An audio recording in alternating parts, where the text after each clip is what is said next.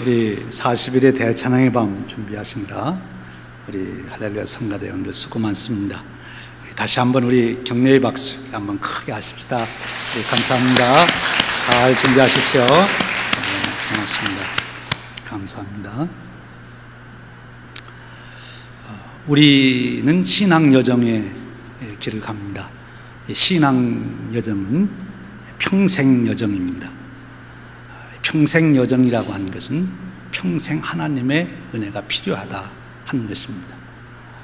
우리의 신앙의 여정에는 어느 경지에 이르르면 우리가 더 이상 하나님의 은혜가 필요 없다 그럴 때가 없습니다. 하나님 부르시는 그날까지 우리에게는 계속 은혜가 필요한 것입니다. 내 신앙의 수준이 어디에 왔든지, 내가 몇 년을 신앙생활했든지 관계없이 그렇습니다. 우리가 숨을 쉬고 있는 동안, 숨 쉬는 것이 꼭 필요하듯이 살아있는 동안 하나님 은혜가 우리에게 꼭 필요한 것이죠. 그래서 평생 신앙의 여정에 하나님 은혜가 꼭 필요합니다. 하나님의 은혜를 공급받아야 하는 것입니다. 하나님의 은혜를 공급받는 중요한 세 가지 수단이 있습니다. 이 세 가지 수단을 통해서 우리는 하나님의 은혜를 끊임없이 공급받아야 우리가 건강한 신앙인으로서의 삶을 살게 되는 것이죠. 그 세 가지가 무엇입니까? 우리가 예배 드리는 예배 형식 안에 이 세 가지가 중요하기 때문에 그대로 함축되어 있습니다. 여러분 예배 드릴 때마다 하나님 말씀을 읽고 하나님 말씀을 설교로 듣게 되지요. 그래서 말씀입니다. 하나님의 은혜를 받을 수 있는 절대적인 수단 하나가 하나님 말씀이에요. 말씀 없이는 하나님의 은혜를 우리가 경험할 수가 없는 것입니다. 두 번째로는 찬양입니다. 찬양을 통해서 우리는 끊임없이 하나님의 은혜를 경험하게 됩니다. 그래서 나의 갈 길 다 가도록 찬송을 불러야 되는 것이죠. 세 번째, 하나님의 은혜를 우리가 받을 수 있는 수단이 무엇이냐? 그것이 기도입니다. 그래서 예배 시간에 기도하게 되는 거예요. 언제까지 기도해야 됩니까? 우리가 숨이 끊어지는 순간까지 기도해야 되는 것이죠. 오늘 특별히 우리는 이 세 번째 은혜의 수단인 기도의 은혜에 대한 말씀을 나누려고 하고 그래요. 참으로 중요한 것이죠. 그래서 우리 교회의 목회 철학을 슬로건으로 만들었을 때도 사랑과 꿈을 바로 성경이 가르쳐주는 제일 핵심 가치, 그 꿈을 우리 삶에 이루어가야 되는데 어떻게 이루어갈 거냐? 하나님의 은혜로. 어떻게 하나님의 은혜를 받아요? 말씀과 기도로. 말씀과 기도로 사랑과 꿈을 우리가 갖고 가는 것입니다. 그것이 신앙의 여정입니다. 그래서 오늘 우리가 기도에 대한 말씀을 은혜를 나누려고 합니다. 이 기도 참으로 중요하기 때문에 예수님께서 그의 공생애를 살아가시면서 하신 가장 중요한 일은 구속의 사역을 이루신 것입니다. 메시아로서 우리의 죄를 대속하시는 사역을 이룬 것이지요. 그런데 그것 외에 또 하나 예수님께서 아주 심혈을 기울여서 하신 일이 있는데 그것이 제자들을 훈련시켜 양육한 것입니다. 제자들에게 예수님이 여러 가지를 가르쳐 주셨는데 예수님의 메시아 되심, 그래서 예수님을 통한 구원의 은혜를 가르치셨고 또 하나 제자들에게 꼭 가르쳐 주시려고 했던 것이 뭐냐면 기도하는 법을 가르쳐 주시려고 했습니다. 본으로 보여주시기도 하고 설명하시기도 하고 그렇게 가르쳐 주셨어요. 제자들에게 설교하는 법은 안 가르쳐 주셨는데 기도하는 법을 가르쳐 주셨어요. 왜? 기도가 중요하기 때문에 그렇습니다. 오늘 우리가 읽은 성경 말씀도 예수님이 가르쳐 주신 기도에 대한 내용입니다. 그런데 예수님은 기도를 가르치실 때 한꺼번에 기도의 모든 것을 가르치시지 않고 그 형편과 상황, 그 시간에 맞게 기도에 대한 그 어느 특정한 부분을 잘 가르쳐 주셨어요. 우리가 누가복음을 읽어봐도 바로 그것을 알 수 있습니다. 예수님이 누가복음에도 여러 곳에서 기도를 가르쳐 주십니다. 11장으로 거슬러 올라가면 예수님의 제자들이 예수님께 요청을 해요. 세례 요한도 그 제자들에게 기도를 가르쳐 줬는데 선생님 우리에게도 기도를 가르쳐 주십시오. 그러니까 예수님이 먼저 기도의 내용을 가르쳐 줍니다. 주기도문을 가르쳐 주셨어요. 그리고 주기도문을 가르치신 다음에 기도의 영성, 왜 우리가 기도해야 되나? 기도는 과연 응답이 있는가? 이런 것을 가르쳐 주시는데 하나의 비유를 들어서 가르쳐 주십니다. 즉 기도는 자녀가 아버지에게 구하는 것과 같다. 이 땅에 있는 부모들도 자녀가 구하면 좋은 것으로 주는데 하늘 아버지께서 좋은 것을 너에게 주지 않겠느냐? 그러면서 성령을 너에게 주신다고까지 말씀을 하십니다. 그러니까 부모와 자녀의 관계 속에서 기도를 가르쳐 주시는 거예요. 언제 시간 되면 그 부분을 또 우리가 말씀을 나누겠죠. 그런데 오늘 우리가 읽은 본문은 기도를 가르쳐 주시는데 어떤 배경으로 가르쳐 주시는가 하면 재판장과 과부의 관계를 통해서 이 기도의 비밀을 가르쳐 주십니다. 오늘 가르쳐 주시는 핵심 내용은 무엇입니까?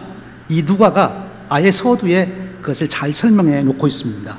1절에 뭐라고 말합니까? 예수께서 그들에게 항상 기도하고 낙심하지 말아야 할 것을 비유로 말씀하여, 그러니까 항상 기도하고 낙심하지 말 것을 가르치셨다는 거예요. 기도에 대해서. 근데 그 가르침을 이 재판장과 과부의 비유를 통해서 설명해 주시고 있는 거예요.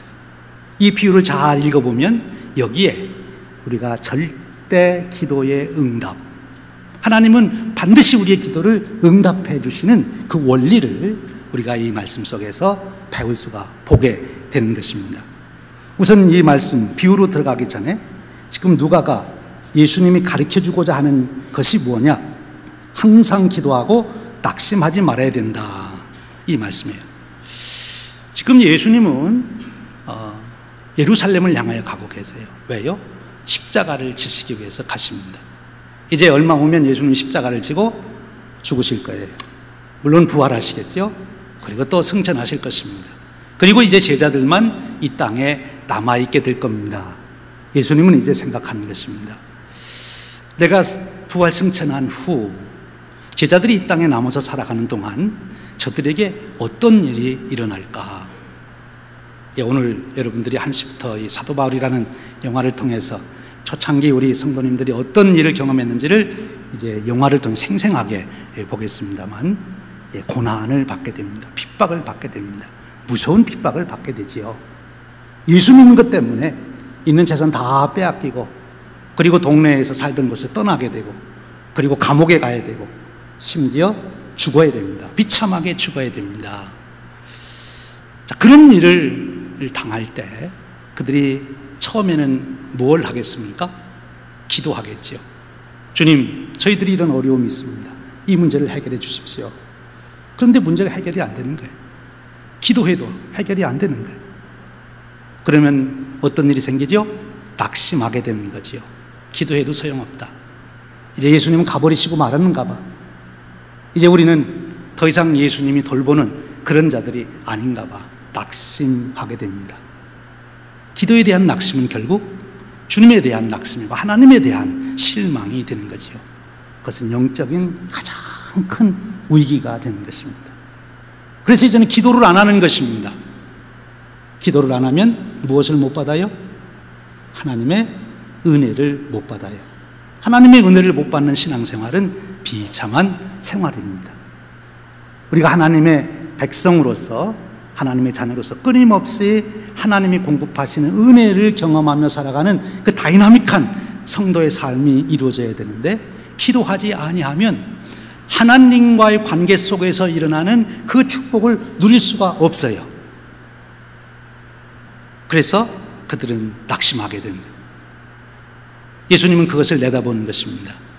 그래서 기도해야 되는 것입니다. 항상 기도해야 되는 것입니다. 이 비밀을 잘 깨달았던 사도 바울이 뭐라고 말합니까? 쉬지 말고 기도하라, 그렇게 권고하지요. 그는 그렇게 살아갑니다. 그래서 그는 그 무서운 환난 핍박 중에서도 그는 정말 하늘의 별처럼 빛나는 그런 인생을 살아갔습니다. 항상 기도했기 때문에, 쉬지 않고 기도했기 때문에 그런 것입니다. 그런데 낙심할 때가 온다는 거예요. 여러분은 어떻습니까? 여러분이 지금까지 신앙생활에 오시면서 혹시 기도하다가 그만둬야 되겠다 그런 생각하신 적 없으십니까? 아니면 지금 기도하다가 중단된 채, 하나님은 나에 대해서 관심이 없는가 봐. 혹시 그렇게 생각하고 시간을 보내고 계시지는 않는가요? 기도에 대한 실망, 영적인 위기입니다. 그런 자들을 향하여 오늘 주님은 이 비유를 말씀해 주신 거예요. 이 비유를 한번 우리 잘 살펴보시기를 바랍니다. 한 과부가 있습니다. 그런데 원한이 생겼습니다. 원수 때문에 그렇습니다. 아마 이 과부가 원수라고 표현하고 원한을 맺혔다는 것은 당시의 과부들이 큰 능력이 없기 때문에 아마 그 재산을 빼앗았을 수도 있고 그에게 해를 끼쳤을 수 있습니다. 그런데 자기의 힘으로는 그를 당해낼 수가 없습니다. 여러분, 우리가 억울한 일을 당하면 큰 손해를 보게 되고 억울한 일을 당하고 그러면 우리가 어떻게 해야 되죠? 오늘 우리가 미국의 이 사회에 살면서 우리가 억울한 일을 당하면 어떻게 해야 돼요? 내가 해결할 수 없는 억울한 일을 당하면 어떻게 해야 됩니까? 모르십니까? 고소해야지요. 공권력에 부탁을 해야죠. 왜? 나는 백성이기 때문에 그럴 권한이 있습니다. 공권력에 내 인권과 내 생명과 내 재산과 내 것을 보호받을 수 있는 자격, 특권이 우리에게는 있는 것입니다. 그래서 재판관이 있는 것 아닙니까? 공권력에 우리가 고소를 해야 되는 거예요. 그래서 지금 이 과부도 자기의 그 원한을 자기 스스로는 해결할 수가 없기 때문에 뭐 이미 해결할 수 있으면 그런 손해도 안 받겠지요. 억울한 일도 없겠지요.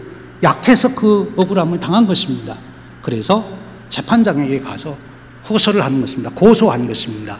이 억울함을 풀어달라고 고소한 거예요. 오늘 말씀은 이제 쭉 내려가 보면 그 재판장이 처음에는 안 들어주려고 그랬는데 이 과부가 자주 와서 그 억울한 거 풀어달라고 얘기하는 거예요. 아침에 출근하는 길에 문 앞에 기다렸다가 억울함을 풀어주십시오 하고 울며 붙들고 퇴근하려면 또 그러고 점심시간에 나가려면 또 기다렸다 하고 이 재판장이 아주 귀찮아졌어요. 근데 원래 이 재판장은 하나님도 무섭지 않고 사람을 무시하는 그런 사람입니다.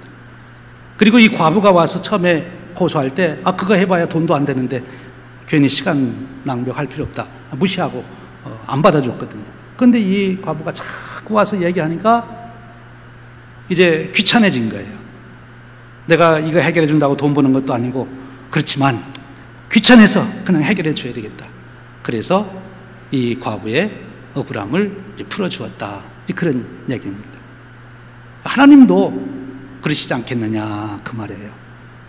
여기서 이 비유에서 예수님은 이제 하나님을 재판장에 비교하고 있습니다. 11장에서는 아버지의 비유였어요. 자녀가 아버지에게 필요한 것을 공급해 달라고 하는 것은 당연한 일입니다.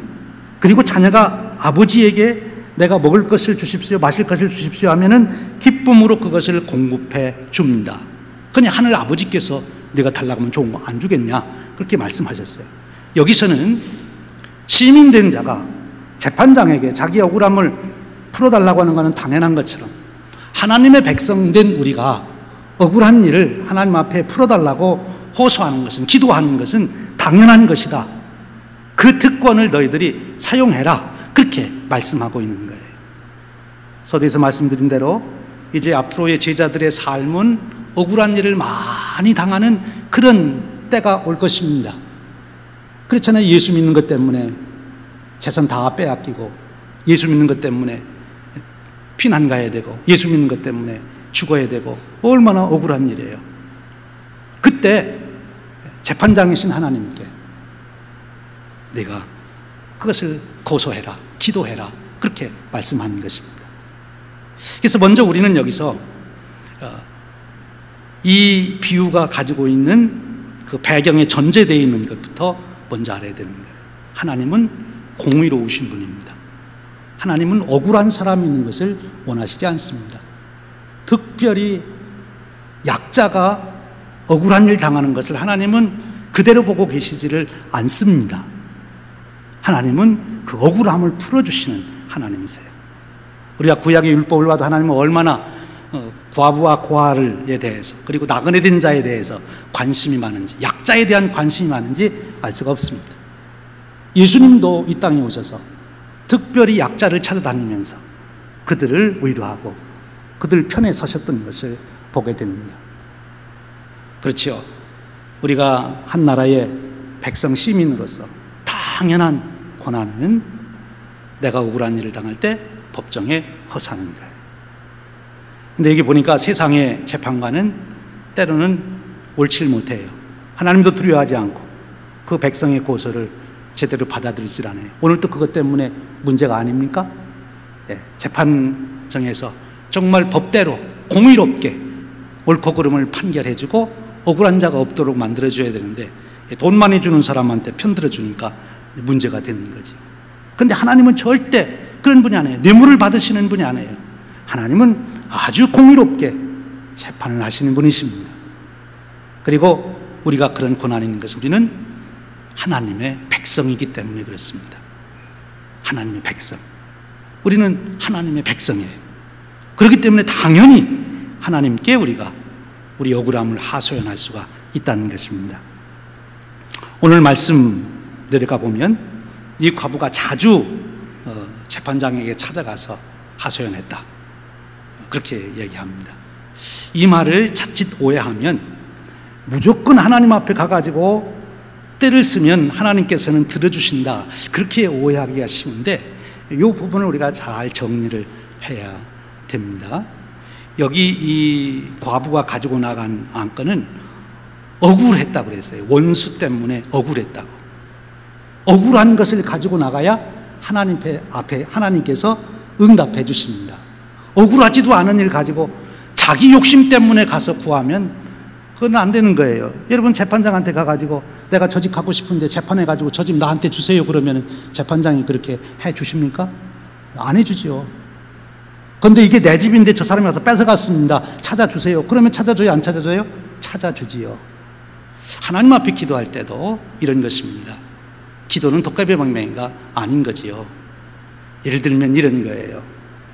어느 학생이 펑펑 놀다가 이제 시험 때가 됐어요. 그래서 급해서 하나님 앞에 가서 하룻밤 철야 기도하면서 하나님 저를 꼭 붙여주십시오, 이렇게 이제 기도합니다. 물론 하나님께서 특별한 케이스로 그 친구에게, 그 학생에게 하나님이 살아계심을 깨우쳐주고 그를 변화시켜서 어떻게 크게 쓰시려면 응답해 줄는지도 몰라요. 그러나 하나님은 그 기도는 안 들어주시는 거예요. 억울해서 드리는 기도가 아니잖아요. 공부 하나도 안 하고 떨어지면 당연한 거지, 그게 뭐가 억울해요. 그런데 지난 3년 동안 열심히 공부했어요. 밤을 새워가며 공부했어요. 막 졸음이 오면 세수를 하면서 공부를 했어요. 그리고 하나님 앞에 가서 기도하는 거예요. 하나님, 제가 이렇게 공부해 왔습니다. 이 공부에 대한 열매를 꼭 거두도록 하나님 저를 지켜주십시오. 시험 보는데 뒷문제는 안 보고 앞만 보고서 써내고 나와서 떨어진다든지, 아니면은 번호를 잘못 써가지고 1번 답을 2번에다 쓰고 내려 써가지고 떨어진다든지, 그러지 않도록 제가 공부한 대로 꼭 점수를 받을 수 있도록 축복해 주십시오. 제가 정말 열심히 노력했습니다. 그런 사람이 떨어지면 억울하잖아요. 하나님은 그 기도를 들어주신다. 특별히 여기는 다른 사람으로부터 인해서 어려움을 당한 사람들, 이스라엘 백성들이 애굽에서 노예 생활에서 부르짖을 때 하나님이 그걸 들으셨다 그랬어요. 그것은 개인적으로만이 아니라 사회적으로도 어려움을 당하는 사람들의 부르짖음을 하나님은 듣고 계신다 하는 거죠. 그런데 하나님의 백성이 되어야 기도할 수 있는 자격이 생기는 것입니다. 한국 국적 가지고 있는 사람이 미국 법원에 와서 고소하면 미국 법원에서 받아줍니까? 안 받아주죠. 한국 가서라 그러죠. 하나님의 백성이 되어야 하나님께 기도할 자격이 갖춰지고 그 특권이 주어지는 거예요. 이제 그 특권을 가진 하나님의 백성들, 이 제자들, 앞으로 억울한 일 당하면 하나님 앞에 가서 기도하라는 것입니다. 기도해라. 그러면 응답해 주신다 하는 것입니다. 여러분, 여기서 또 하나 우리가 기억할 게 있어요. 그러면 기도 안 하면 다시 말하면 고소 안 하면 그 문제가 해결됩니까? 이미 재판장은 법을 가지고 있습니다. 남의 집을 억지로 뺏어간 사람이 있으면 그것을 다시 돌려주도록 이미 그건 결정된 거예요. 그렇게 될 거예요. 가서 고소해서 재판만 하면.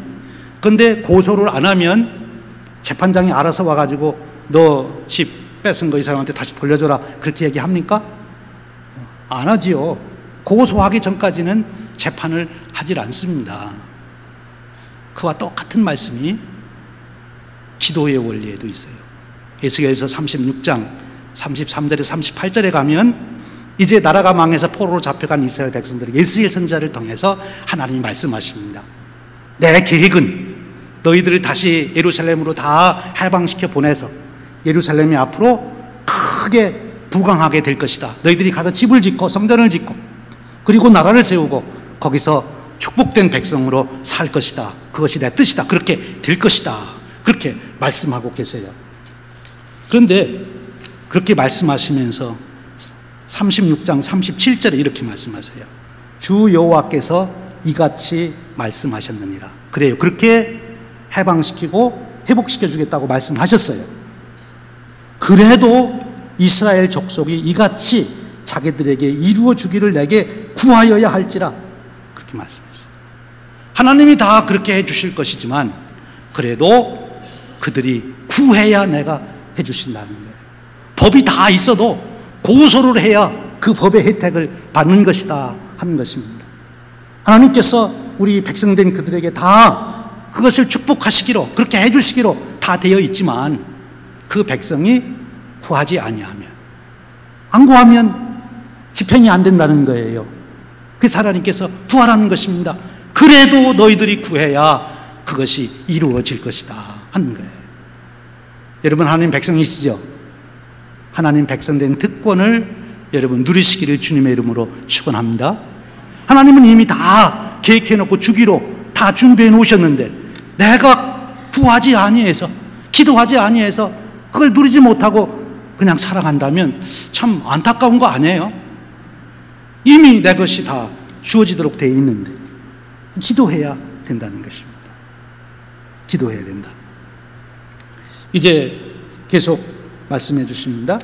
그 다음에는 이 과부가 한 번만 한 게 아니라는 거예요. 여기 두 번째 기도 원리가 있어요.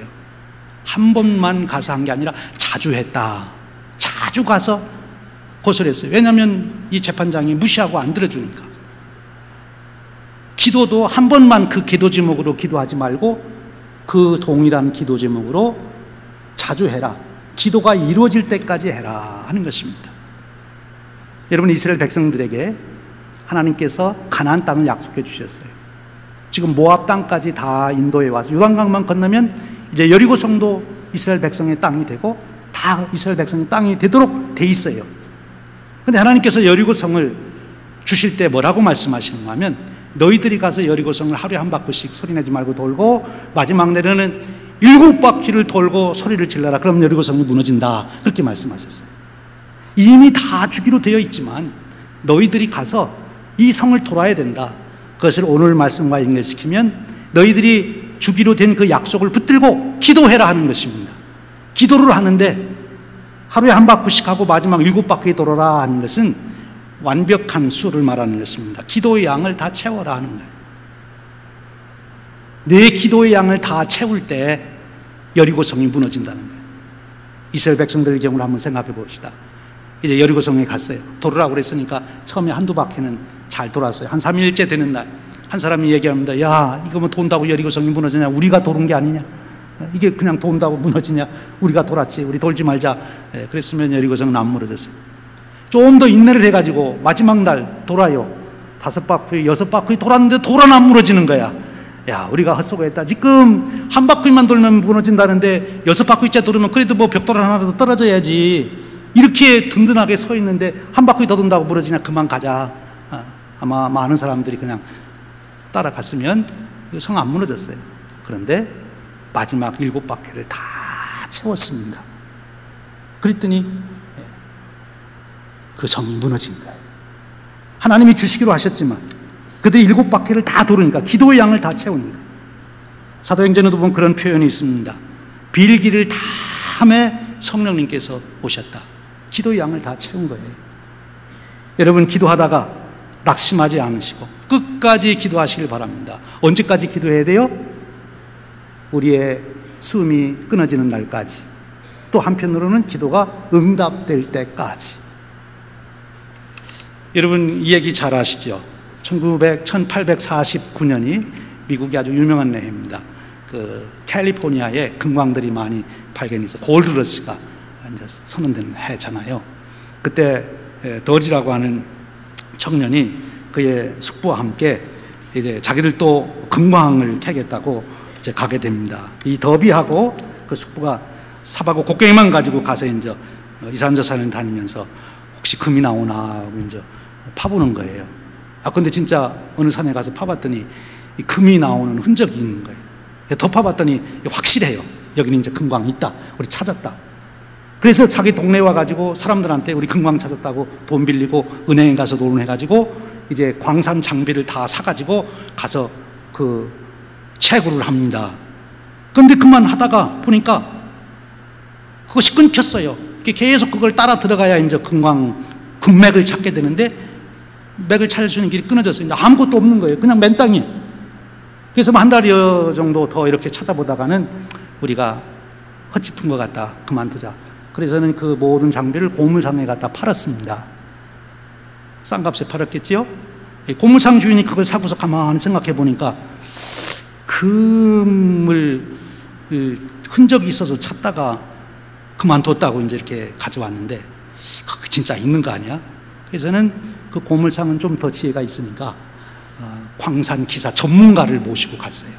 가서 이 지역을 한번 조사해봐라. 그랬더니 전문가가 겉만 조사한 게 아니라 지지를 조사했어요. 그랬더니 그가 단층이 생겨서 이게 금맥의 흔적이 있다가 이 끊어진 거예요. 이 땅이 단층이 생겨가지고 그걸 알고 조금만 더 파면 가능성이 있습니다. 그래서 얼마를 더 판 거 하면 1m를 더 파니까 금맥이 나온 거예요. 그래서 이 고물상이 아주 금맥을 발견해서 수백만 불을 벌게 된 거예요. 이 소문을 더비라고 하는 청년이 듣고 어땠을까요? 아주 원통했습니다. 1m만 더 파면 되는데 내가 그 1m를 못 파가지고 그 금광을 다 찾은 금광을 놓쳤구나. 그런데 이 더비라고 하는 청년이 그때 아주 이를 악물고 교훈을 새깁니다. 1m만 더 파자. 1m만 더 파자. 1m 철학이 생겼어요. 그래서 그 청년이 생명보험회사에 들어가서 세일즈맨이 됐습니다. 그래서 다니면서 이제 세일즈를 하는 거예요. 보험 세일즈요. 근데 보험 잘 안 들어주잖아요. 거의 들 듯 하다가 마지막에 다음에 하지요. 이렇게 나온다. 안 들어요. 그때 이제 이 청년은 1m만 더 파자. 그래서 한 번 더 만나자. 한 번 더 찾아가자. 한 번 더 설득해보자. 그래가지고 이 청년이 안 된다고 하는 사람들을 다 보험을 들게 만들어서 그래서 보험왕이 된 것입니다. 수백만 불을 버는 보험왕이 됐어요. 1m처럼. 기도할 때도 우리가 그렇지 않는가 싶어요. 많은 분들이 나 100일 작전 기도했습니다. 1년 작전 기도했습니다. 3년을 기도했습니다. 그런데 이제 하나님 안 들어주시는가 봐요. 기도를 쉬는 거예요. 어쩌면 하루만 더 기도하고 한 달만 더 기도하면 그것이 응답될 수도 있는데 응답될 때까지 기도하시라는 거예요. 마지막에 주님이 이런 말씀하셨어요. 인자가 올 때 그때 정말 믿음을 보겠느냐. 하나님 안 믿으니까 그 신실하잖아요. 반드시 응답해 주신다는 하나님 안 믿으니까 중단한 거예요. 그러니까 중단하지 말고 계속 하나님을 믿는다면 기도해라. 하나님은 반드시 해결해 주시기로 하셨으니까 기도하라는 거예요. 내 인생의 억울한 문제. 여러분 그렇잖아요. 우리 인생은 크게 두 가지 기도 제목이에요. 하나는 자녀로서 아버지에게 구하는 기도는 필요한 것을 채워달라는 기도예요. 11장의 기도에 대한 가르침은. 그런데 이 18장의 말씀은 억울한 일을 가지고 하나님 앞에 기도하라는 거예요. 우리 인생은 필요한 것 채워지고 억울한 것 해결되면 인생 다 해결되는 거 아니에요? 너희들이 억울할 때 그때 기도해라. 끝까지 기도하라. 하나님은 그것을 반드시 들어주신다는 거예요. 무엇보다도 하나님은 억울한 사람이 있는 것을 원하시지 않는 공의로운 재판장이십니다. 절대 약자가 피해를 보는 것을 하나님은 그대로 보고 그냥 넘어가시는 분이 아니세요. 그래서 반드시 내게 억울한 일이 있으면 하나님 앞에 그것을 내어놓고 기도하라 하는 것입니다. 하나님 반드시 들어주신다 하는 것입니다. 오늘 말씀에 그 다음 말씀 세 번째에 보면 하물며 그랬죠. 하물며 하나님께서 들으시지 않겠느냐 그렇습니다. 세상의 악한 재판관도 번거로워서도 들어주는데 공의로우신 하나님, 사랑이 많으신 하나님이 왜 그 사랑하는 백성이 억울함 당하는 것을 그냥 보고 넘어가겠습니까? 절대 그렇지 않다는 거예요. 반드시 들어주신다는 거예요. 여러분 믿습니까? 그 하나님께 기도하십시오. 그래서 억울함을 해결함 받고 살아가는 여러분 인생 되시기를 주님의 이름으로 축원합니다. 그래야 되는 거예요. 마지막에 보면 내가 너에게 속히 그 고난을 풀어주리라 그렇게 말합니다. 속히 풀어주리라. 그러나 인자가 올 때에 세상에서 믿음을 보겠느냐. 아마 주님은 제자들에게 그런 답을 듣고 싶었던 것 같아요. 주님, 저는 합니다. 저는 끝까지 기도하겠습니다. 마지막 죽을 때까지 기도하겠습니다. 사도 바울은 그렇게 살았습니다. 구약 성경에서도 이런 기도를 한 사람이 있습니다. 바로 다윗입니다. 다윗은 인생에 정말 억울한 일을 많이 당했던 사람입니다. 그런데 그는 그때마다 하나님 앞에 나가 기도했고 하나님은 응답해 주셔서 그를 결국 제왕의 자리에, 영광의 자리에 그를 다 세워 주십니다. 우리의 필요함을 아실 뿐만 아니라 우리의 억울함을 아시고 우리가 호소할 때 들으시는 하나님, 그 하나님께 오늘도 여러분 나아가 기도의 승리를 거두시기를 주님의 이름으로 축원합니다. 기도의 승리, 그것은 은혜의 승리요. 은혜의 승리가 인생의 승리가 되는 줄로 믿습니다. 하나님 백성된 이 특권을 묻어두시지 마시고 이 특권을 사용해서 하나님의 축복을 온전히 받아들이는 여러분의 인생, 그 복된 인생 되시기를 주님의 이름으로 축원드립니다. 우리 기도하겠습니다. 하나님 아버지 감사합니다. 오늘 저희들에게 기도의 비밀을 가르쳐 주시니 감사합니다. 공의롭고 의로우신 재판장이신 하나님께서 우리의 억울함을 그대로 두시지 않고 기도할 때마다 응답하신다 하니 감사합니다. 낙심하지 말고 밤낮으로 기도하는 저희들 되도록 성령님 이끌어 주시기를 원합니다. 기도에 실패하지 않게 하시고 기도를 중단하는 어리석음에 빠지지 않게 하시고 끝까지 기도의 승리로 인생의 승리를 거두는 저희들 되도록 붙들어 주시옵소서. 우리 주님 예수 그리스도의 이름으로 기도하옵나이다. 아멘.